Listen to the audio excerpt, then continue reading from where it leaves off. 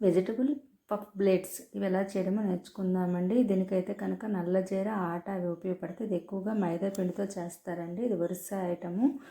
మైదా పిండి వేసి చేస్తారు, కాకపోతే మేము మైదా పిండి కాకుండా గోధుమ పిండితో ట్రై చేస్తానండి.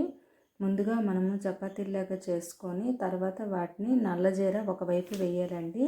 సమోసా టేస్ట్ అయితే వస్తుంది.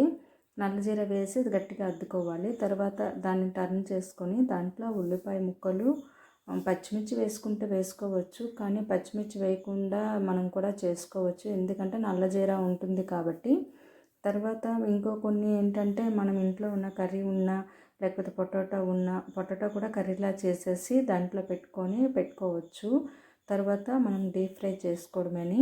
మనం కొంచెం డిఫరెంట్గా ఉండడానికి ఆనియన్స్ వేసింది ఒకలాగా టర్న్ చేశాను, తర్వాత వెజిటబుల్స్ వేసింది ఒకలాగా టర్న్ చేశాను, నల్లజీరా వేసింది ఒకలాగా టర్న్ చేశాను. ఏది ఎలా ఎవరికి ఇష్టం ఉంటే అలా మనం పెట్టుకొని ఇవ్వచ్చండి. మనం ఫోల్డింగ్ అనేది చూసారు కదా, ఆ విధంగా మనం ఫోల్డ్ చేసుకోవాలి. ఆయిల్ అయితే అస్సలు తీయదండి, ఇది ఆయిల్ లెస్, చాలా బాగుంటుంది. పిల్లలు ఇష్టంగా తింటారు. మనకి ఈవినింగ్లో కూడా స్నాక్ ఐటెం లాగా ఉంటుంది.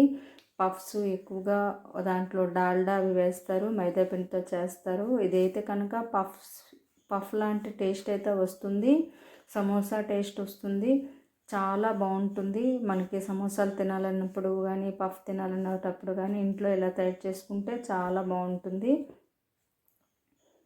చూడండి, నేను ఫోల్డింగ్ అనేది ఒక్కొక్కటి ఒక విధంగా నేను ఫోల్డ్ చేశాను. అంటే మనకి చూడగానే తెలిసిపోతుంది ఎందులో వెజిటబుల్ వేసామా, ఎందులో ఆనియన్స్ వేసామా, ఎందులో వెజిటబుల్ విత్ ఆనియన్స్ వేసామా అలా అని. అలాగే మనం చిల్లీస్తో కానీ పొటాటో కానీ చేసుకోవచ్చు. పొటాటో అయినా కర్రీలాగా చేసే పెట్టుకోవాలి. ఏది చేసినా మనం కర్రీ చేసినట్టే చేసి పెట్టుకోవాలి, ఎందుకంటే ఇవి తొందరగా వేగిపోతాయి కాబట్టి లోపల ఉన్న వెజిటబుల్స్ అన్నవి ఉడకవు. అందువల్ల దీనికి కర్రీ చేసే లోపల మనం పెట్టుకోవాలి. ఇప్పుడు మనకు పఫ్లో ఎలాగైతే కర్రీ చేసి పెట్టుకుంటారో అదేవిధంగా